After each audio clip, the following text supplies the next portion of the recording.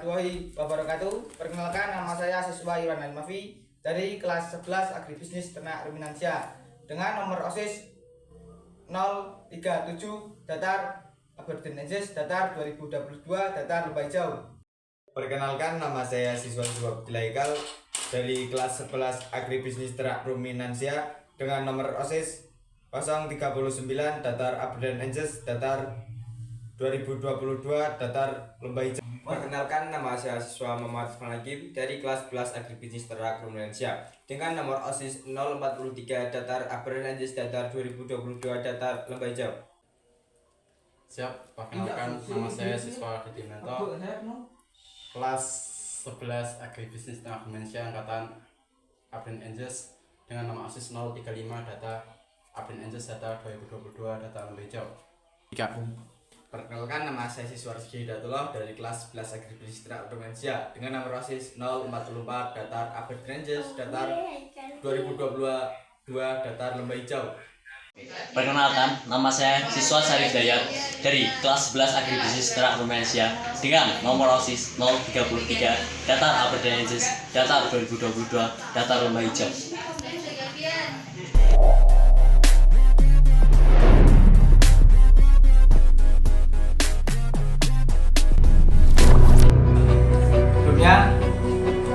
Pertemuan kali ini saya buka terlebih dahulu. Assalamualaikum warahmatullahi wabarakatuh.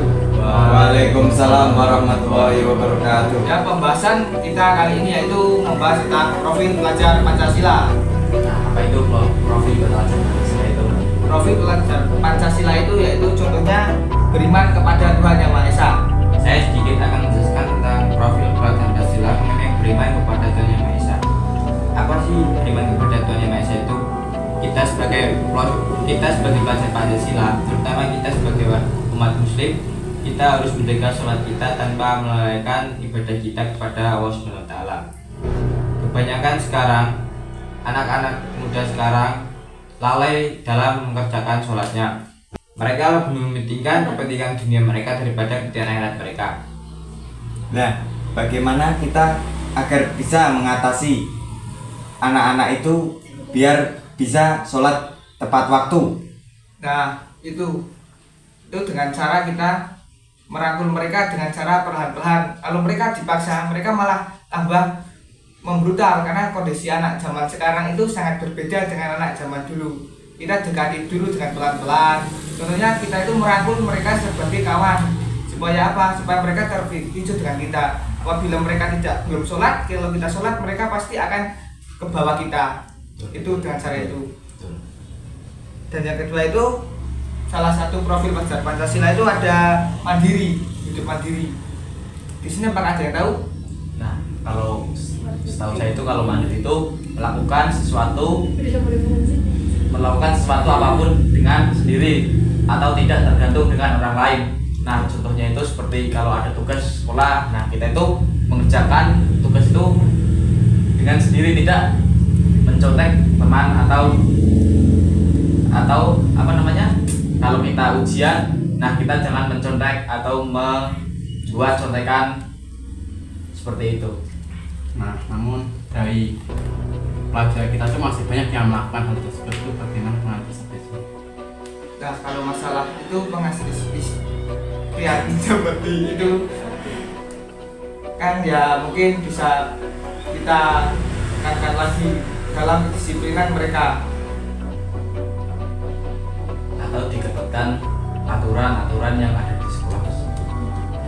Nah, itu mencontek itu kadang ada murid-murid tertentu yang melakukan hal-hal yang lebih cerdik dari bawahnya. Itu gimana?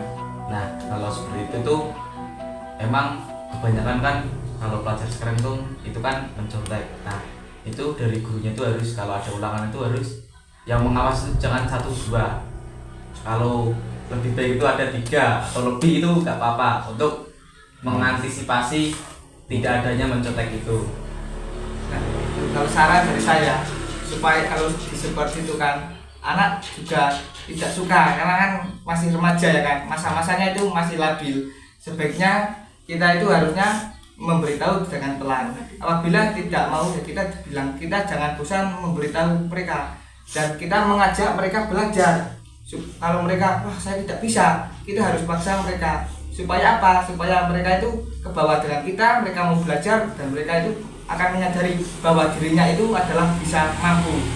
Itu sebaiknya hal saran dari saya.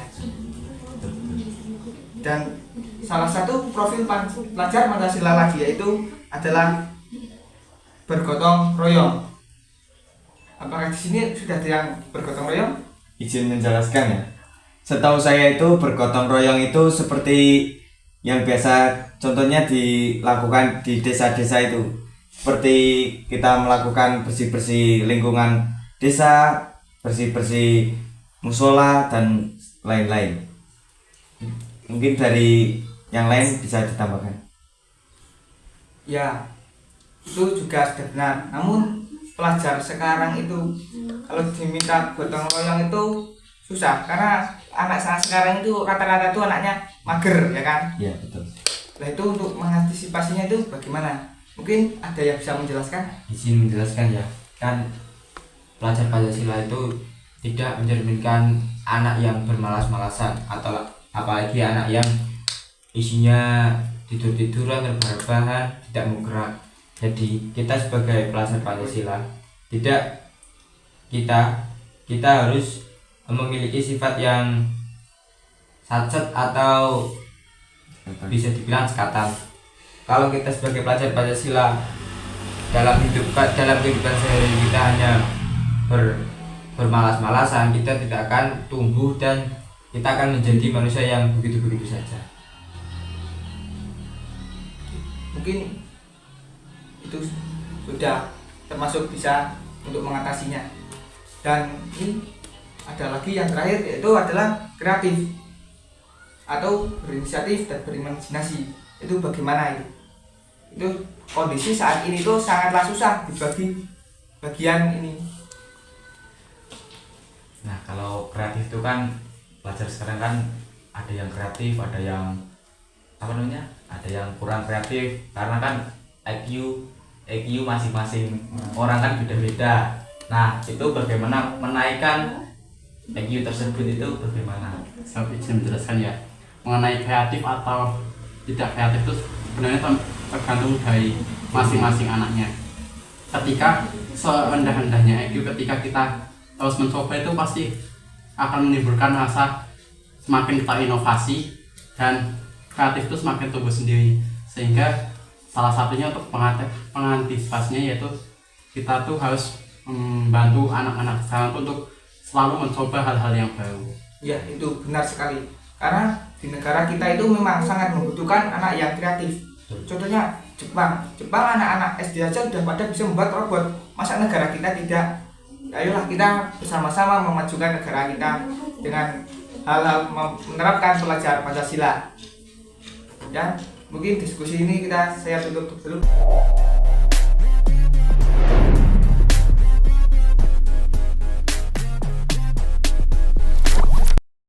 Oke, jadi dapat saya ambil kesimpulan dari penguatan profil pelajar Pancasila itu dapat dikuatkan dengan penerapan-penerapan yang dilakukan oleh siswa-siswi di dalam sekolahan yang berbasis pada peraturan sekolahan.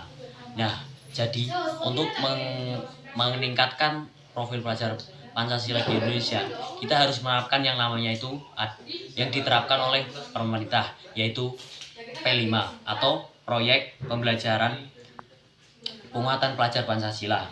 Jadi proyek P5 ini menggunakan pendekatan pembelajaran berbasis project atau project basis learning yang berbeda dengan pembelajaran berbasis proyek dalam program lainnya, yang menjadikan pembelajaran berbasis ini program intrakurikuler di dalam kelas.